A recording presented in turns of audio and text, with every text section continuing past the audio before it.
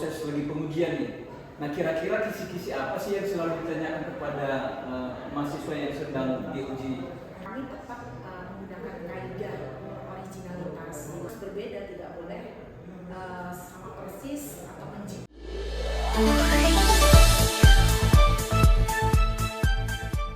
Reaksi cepat, kembali lagi bersama saya Aurelius Cek Fakta.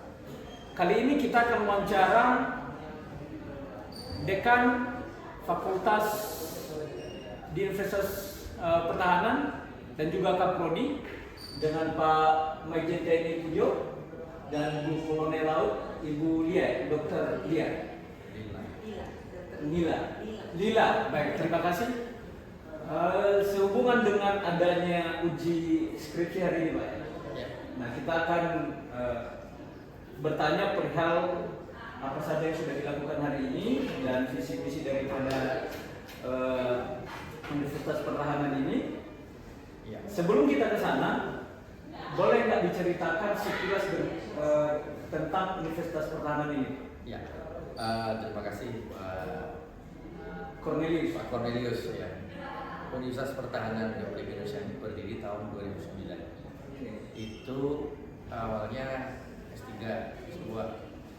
Kemudian pada tahun 2020 masa pandemi Covid itu perintah Pak Menteri Pertahanan pada saat itu Bapak Prabowo Subianto untuk mendirikan S1 termasuk kedokteran. Dan kantornya di Salemba itu S2 S3 Di Salemba. ya. S1 itu di Sentul, kemudian juga pada saat itu juga berdiri S3 vokasi atau D3 vokasi di Belu. Di mana? Belu, Nusa Di Tenggara Belu, Nusa Tenggara Timur. Oke. Ya, itu sekilas Nah, pendirian Unhan. pendirian Unhan ya, atau ada istilah lain mengenai Unhan ini, apa namanya? Di situ saya lihat tadi Indonesian Defense University ya. Iya. Dengan kata lain ada Universitas Pertahanan, seperti itu Pak ya? Ya memang ini Universitas Pertahanan di Indonesia satunya Ya. ya mengikuti perkembangan di regional memang sejak tahun 2009. Sebelum 2009 kita belum punya Unhan. Oh, belum Di punya. ASEAN, maka setelah 2009 kita memiliki Universitas Pertahanan sesuai dengan negara-negara tetangga di ASEAN. Ya. Baik, mengenai hal itu Pak, kan Bapak sebagai dekan, kita tahu dekan adalah salah satu tupoksinya adalah merekrut dosen, ya kan? Artinya bertanggung jawab kepada rektor tentang dosen-dosen dengan kadet. Nah, seperti apa pertanggung jawaban Bapak ke rektor setiap tahunnya? Ya, jadi Fakultas Kedokteran Militer ini didirikan dengan visi menjadi fakultas kedokteran dengan unggulan ilmu kedokteran militer, yaitu ilmu untuk merawat korban luka pertempuran atau peperangan, yaitu peperangan prajurit pada matra darat dan udara, dan termasuk pertolongan pada tangga bencana.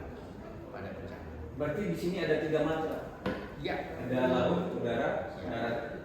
Nah, dalam visi itu ada misi-misi, diantaranya adalah mencetak dokter militer, kemudian melaksanakan penelitian kesehatan pertahanan, dan berwawasan global dengan tetap mempertahankan nilai-nilai kebangsaan. Di dalam misi yang pertama kita laksanakan dengan kurikulum ilmu standar kompetensi dokter militer, nanti akan dijelaskan oleh Bu Kapolri. Dan kemudian juga misi yang kedua adalah melaksanakan penelitian kesehatan pertahanan, termasuk di dalamnya melatih atau mewajibkan para kader untuk melakukan penelitian, termasuk hari ini adalah melaksanakan skripsi, tugas akhir skripsi. Meskipun di dalam Permen Dikti nomor 53 tahun 2023 perguruan tinggi tidak diwajibkan untuk menyelenggarakan skripsi sebagai tugas akhir, namun Fakultas Kedokteran Militer tetap mengambil sikap melaksanakan tugas akhir berupa skripsi. Nah, kita mengetahui Pak, skripsi ini kan hasil akhir daripada perjuangan seorang mahasiswa atau kadet ya. bagaimana kita bisa memetakan kalau hasil skripsi mahasiswa tersebut adalah pure daripada hasil kerjanya sendiri, berhubung karena sekarang ini ChatGPT itu sangat memudahkan untuk membuat skripsi. Nah, kadang-kadang di luar sana banyak sudah sarjana, tapi tidak bisa implementasikan yang namanya hasil daripada penelitian tersebut. Itu kan hasil karya ilmiah dan tidak bisa dipertanggungjawabkan. Banyak yang kita temukan di luar sarjana-sarjana, tapi ketika dibenturkan dengan realnya di lapangan mereka tidak mengerti apa-apa. Ya, agak bisa saja nanti dilanjutkan dokter ini. Jadi skripsi atau penelitian tugas akhir ini dilaksanakan dengan tujuan untuk membentuk para alumni fakultas kedokteran, khususnya semua sarjana sebetulnya, untuk selalu berpikir kritis dalam menghadapi setiap persoalan yang ditemukan. Apalagi seorang dokter, ya selalu berorientasi pada persoalan yang ditemukan, kemudian memberikan solusi sarannya berdasarkan bukti dan akan mendapatkan manfaat dari mana. Sehingga pelaksanaan skripsi ini sangat mendukung pola perilaku kritis dan ilmiah terhadap dokter khusus. Jadi, gimana caranya mengatasi AI? Ya, coba dari Ibu. Terima kasih Pak Dekan. Jadi memang kita tidak mungkin bahwa AI ini atau ChatGPT ini memang sangat populer di antara, bukan di antara para mahasiswa saja ya, di antara para mahasiswa, para pekerja, bisnismen dan sebagainya. Namun kami tetap menggunakan kaidah originalitas, di mana salah satunya adalah menggunakan keabsahan atau originalitas, mengetes originalitas si skripsi ini dengan salah satunya menggunakan Turnitin. Dan Turnitin ini digunakan juga oleh para dosen yang sudah sangat berpengalaman intinya gitu. Karena Turnitin pun kalau kita lihat skripsi yang ditambahi awalannya atau akhirannya pun bisa menjadi hal yang berbeda. Tapi itu yang tidak kita mau. Tapi konten di dalamnya memang harus berbeda, tidak boleh sama persis atau menjiplak. Sehingga dalam hal itulah sebelum kita mengadakan ujian, kita mengadakan uji keabsahan atau uji originalitas bersama tim kami, tim skripsi intinya yang dibentuk atas bertanggung jawabnya langsung oleh Pak Dekan. Dan mungkin saya bisa menambahkan ya Pak Dekan bahwa Fakultas Kedokteran Militer ini sedikit agak berbeda dengan fakultas kedokteran yang ada di universitas di Indonesia ini. Universitas Ketenagaan Indonesia dengan Fakultas Kedokteran Militernya dia mempunyai standar, di mana dua standar yang digunakan, yaitu 80% standar kurikulum yang digunakan adalah standar kompetensi dokter Indonesia, dan yang 20% adalah muatan lokal, di mana isinya adalah berbasis militer. Nah, berbasis militer tadi sudah ditekankan apa saja, ada riset kedokteran militer, ada kesehatan pemateraan yang melibatkan TNI Angkatan Darat, TNI Angkatan Laut, dan TNI Angkatan Udara, dengan tujuan seperti yang disampaikan Pak Dekan tadi, kita tidak hanya mampu mengadakan kegiatan pelayanan medis atau perlindungan kesehatan hanya di kondisi perang, tapi kondisi yang tidak perang pun kita juga mampu, yaitu salah satunya tadi bencana, tanggap bencana. Oh, tanggap bencana. Iya. Nah, selain daripada itu dok, sekarang ini kan dalam proses lagi pengujian nih. Nah, kira-kira kisi-kisi apa sih yang selalu ditanyakan kepada mahasiswa yang sedang diuji skripsinya? Bisa disampaikan ke kita sedikit kisi-kisi apa yang selalu ditanyakan ke mahasiswa? Pak Dekan dulu. Jadi gini, pelaksanaan skripsi ini tidak hanya saya, ada beberapa tahap, 5 tahap. Tahap pertama penyusunan proposal, itu sudah selalu ada pembimbingan dari para pembimbing, kemudian maju ujian proposal. Kemudian setelah itu dilanjutkan pengambilan data. Ya, setelah pengambilan data dilaksanakan seminar hasil penelitian. Ini bentuknya ujian-ujian semacam ini diulang sehingga pembimbingannya ujiannya 3 kali, termasuk yang terakhir adalah ujian seminar hasil penelitian hari ini.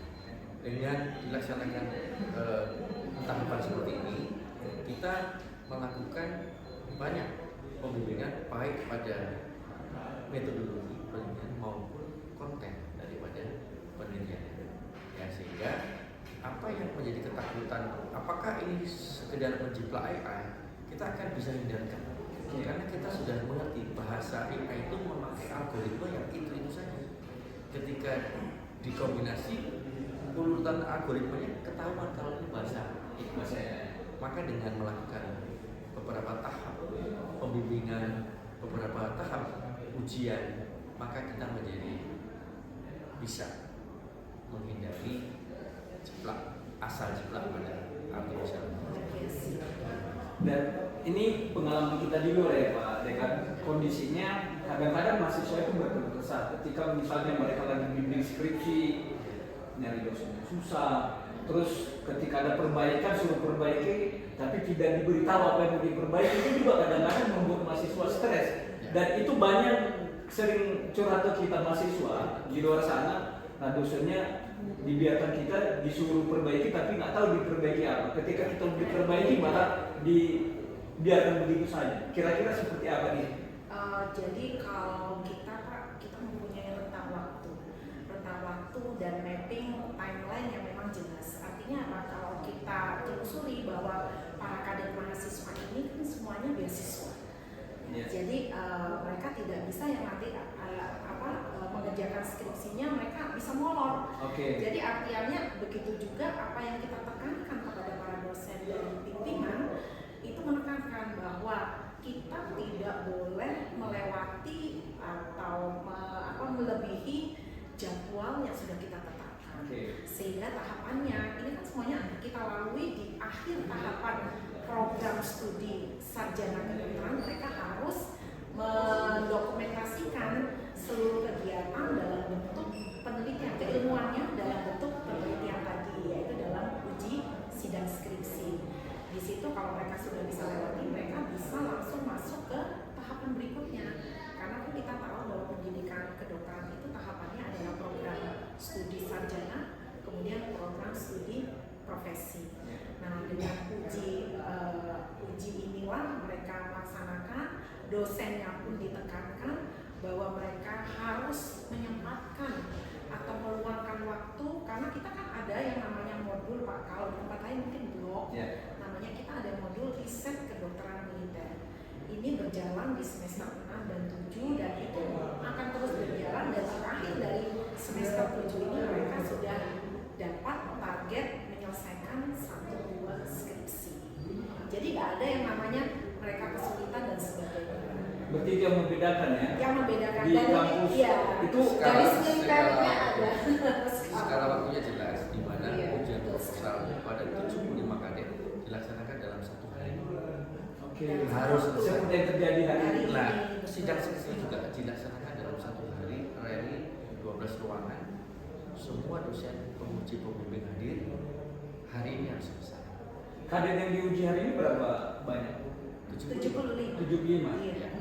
Nah ini sebenarnya menarik, artinya sudah disampaikan tadi kampus pada umumnya dengan kampus di Unhan itu sangat berbeda. Nah saya mau komparasi saja, apa bedanya antara Akmil dengan Unhan ini? Artinya kan masyarakat kita kadang-kadang sama-sama ketika mereka selesai sama-sama perwira, sama-sama letda. Apa yang membedakan signifikan sehingga masyarakat kita ketika mereka mau melamar TNI, mereka bisa tahu, oh, saya harusnya di Unhan, saya harus di Akmil. Seperti apa? Ya. Jadi Unhan ini berdasarkan peraturan Presiden nomor 5 tahun 2020 itu adalah perguruan tinggi milik pemerintah. Ya. Perguruan tinggi milik pemerintah dengan pembinaan akademik oleh Kemendikti dan pembinaan organisasi oleh Kemenhan. Dan anggaran yang digunakan itu adalah bersumber dari APBN pendidikan. Nah, sedangkan di akademi militer adalah perguruan tinggi di pemerintah juga di bawah TNI. Oke, berarti di bawah Kemenhan berarti atau Di bawah TNI TNI? dengan sumber APBN pertahanan. Oke. Terima selamat bergabung Bu. Bu siapa Bu? Saya Dr. Ibi, Dokter? ya, Brigadir Jenderal Dr. Ami Zainul SHMAS Oke. sebagai Wakil Dekan 1 Bidang Pendidikan dan Kemahasiswaan. Oke. Kalau bidang kemahasiswaan semestinya saya tertarik mengenai kurikulum ini. Pak. Ya. Iya. Nah, bisa dijelaskan ke kita Bu Wadekan ya, Ya. tentang kurikulumnya apa di Unhannya. Terima kasih Pak Cornelis. Pak Cornelis, Kornes. ya.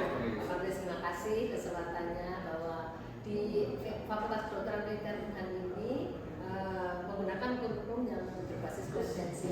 Yang ini adalah dasarnya standar kompetensi dokter Indonesia. Oke. Sementara pendekatannya kita menggunakan student center learning, jadi bukan lagi teacher learning tapi student center learning, dan menggunakan pendekatan modul. Oke. Adapun SKS yang kita gunakan kalau di dalam standar dokteran itu kan 144 kita sudah menggunakan 156 SKS. Ini ada beberapa hal yang menjadi keunggulan kita yang mungkin membedakan kita dari yang lain adalah adanya matra-matra militeran. Di antaranya pertama kita ada modul yang kematraan, kesehatan kematraan, ada kita ada riset kedokteran militer, kemudian kita ada telemedicine, kemudian ada intelijen medik. Itu yang kita gunakan di sini. Tapi pada umumnya yang dipakai adalah berbasis kurikulum kompetensi sama pada umumnya. Ya. Ya, dulu itu Fakultas Kedokteran itu menggunakan kurikulum dengan metode teacher center. Jadi dosen yang mengajar. Nah sekarang student center. Dosen memberikan topik, mendampingi mereka diskusi. Ya mereka diskusi, kita hanya memberi arahan, mengarahkan. Nah ini bedanya yang kurikulum modern dengan yang dulu. Kemudian juga kita menggunakan modul integratif yang dijelaskan oleh Badik tadi. Modul integratif ini membuat para kader, para mahasiswa belajar secara komprehensif. Tidak seperti dulu, misalkan dulu itu setahun anatomi. Oke. Semua bagian dipelajari dalam 1 tahun. Kalau sekarang enggak. Sekarang jantung dipelajari anatominya, histologinya, penyakitnya semua.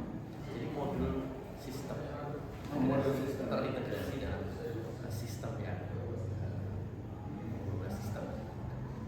Tapi kadang-kadang gini Pak Dekan, kondisi kurikulum di Indonesia ini kan setiap berubah kepemimpinan, berubah juga kurikulumnya, sehingga kadang-kadang masyarakat kita atau mahasiswa-mahasiswa kita, pelajar-pelajar kita pada bingung semua. Ya, Nah, tapi ini Spices ini udah lama, 2005 sampai sekarang. 2015 ya, baru 2005 sampai sekarang belum berubah masih ya.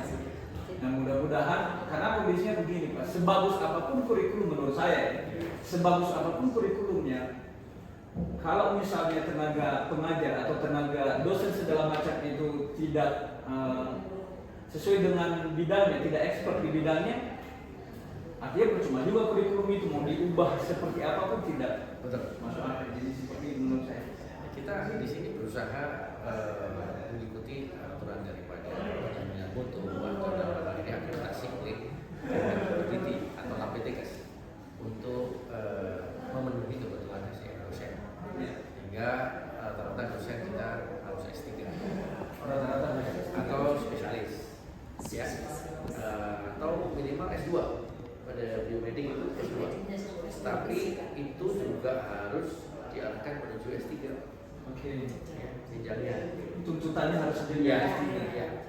Untuk kemudian pada akreditasi sementara ini baik sekali, tapi kita menuju A atau internasional. Oke. Di mana pada akreditasi A internasional itu semua sudah doktor dengan paling tidak 10% dosen itu lulusan luar negeri. Oh, oke. S3. Nah kalau misalnya sudah rencananya sejauh itu Pak, di negara mana saja sudah bekerja sama dengan universitas di luar negeri, di mana saja? Kita ASEAN, Thailand, Malaysia, Singapura, ya.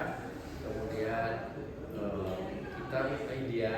Nah, kita berusaha melaksanakan program BPD pada kader-kader kita yang sudah lulusan dari UAS. Kita akan laksanakan beasiswa LPDP untuk mengambil master BPD di London. Oh, di London. Inggris. Oh, berarti sudah ada kerjasama antara Ya, melalui LPDP. LPDP. Mungkin bisa ditambahkan Pak, yang tadi itu kalau Bapak kita itu tetap sama, kurikulumnya terus sama dengan dokter yang lain. Oke. Tidak berubah, hanya kita memberikan perawatan rutin dan berarti bahwa ada riset militer yang mungkin orang lain tidak punya. Terkait tadi Pak, masih berkutat saya mengenai perbedaan di Akmil sama di Universitas karena ini karena sama-sama outputnya kan jadi perwira, gitu kan? Tapi apa yang membedakan signifikan antara Akmil dengan Unhan? Nanti lulusannya kalau di akademi militer karena mereka sudah masuk ke dalam penganggaran TNI, maka ketika seleksi betul-betul ketat sesuai standar TNI, kemudian dididik. Selesai pendidikan langsung dilantik. Nah, kita tidak bisa masuk TNI seperti itu, tidak bisa langsung dilantik. Jadi kita sekolah, kemudian setelah selesai akan ada seleksi. Sementara ini regulasinya seperti itu, ya kita sebagai seleksi untuk masuk TNI lagi. Ya, tetapi yang terjadi sekarang begitu diterima, mereka tidak 6 bulan pendidikan hanya 3 bulan. Tapi harus seleksi sekolah perwira karir mengikuti itu. Kalau yang dari akademi militer langsung prasetya perwira dilantik dengan pangkat. Dengan dua Itu beda secara signifikan ya. Nah, kira-kira berapa prodi di sini? Untuk kedokteran hanya 2 prodi ya, sama profesi. Oh, profesi. Kalau farmasi masuk di mana? Farmasi sebetulnya ada prodi tambahan, tetapi dalam perjalanannya akan berdiri sendiri. Oh, di sini. Iya. Satu prodi. Satu prodi sendiri. Jadi sekitar berapa prodi keseluruhan di Unhan? Kalau yang S1 itu 7 ya? 10 ya? MIPA-nya 4, ada tekniknya, ya, terus kedokteran, farmasi sama sejarah militer. Jadi ada 10 prodi total untuk S1. Nah, sejak berdiri dari 11 Maret 2009, sudah berapa yang sudah disnatalis di sini? Sudah diwisuda? Sudah berapa kali? Kalau kedokteran kita belum meluluskan dokter. Oh, belum meluluskan dokter? Kita baru 5 angkatan. Oh, baru 5 angkatan. 2020 sampai sekarang baru 5. Berarti 2026 nanti baru Dokter. Kalau sarjana sudah. oh, sarjana sudah. Sarjana kedokteran kan belum dokter ya. Sekarang mengikuti profesi koas di apa namanya? RSUD. Oh, berarti setelah skripsi dapat diwisuda jadi dokter Dari sarjana.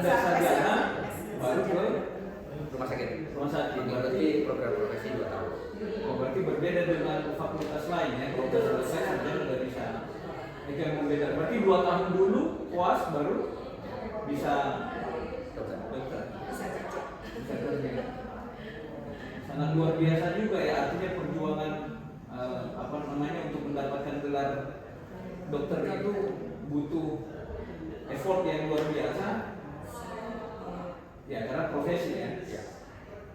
Kira-kira pesan ke masyarakat kita Pak, biar mereka tertarik untuk bisa kuliah di Universitas Pertahanan ini, yang khususnya di Fakultas Kedokteran. Yang jelas negara kita masih membutuhkan tenaga dokter karena secara jumlah dan secara distribusi itu kurang atau tidak merata. Dan Fakultas Kedokteran Militer memberikan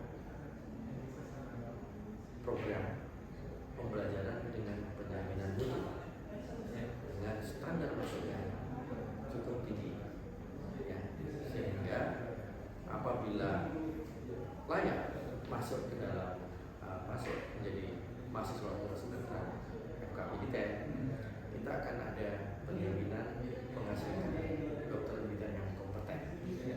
kompeten itu strong basic science, kuat basic science, kemudian full skill akademis, kemudian punya attitude yang baik dan melek teknologi dengan transformasi digital. Saya rasa itu. Baik, terima kasih Pak Dekan. Ada yang mau ditambahkan? Cukup ya? Baik, terima kasih banyak. Mudah-mudahan masyarakat kita lebih mengenal. Saya juga baru kali ini ke Universitas Pertahanan ini.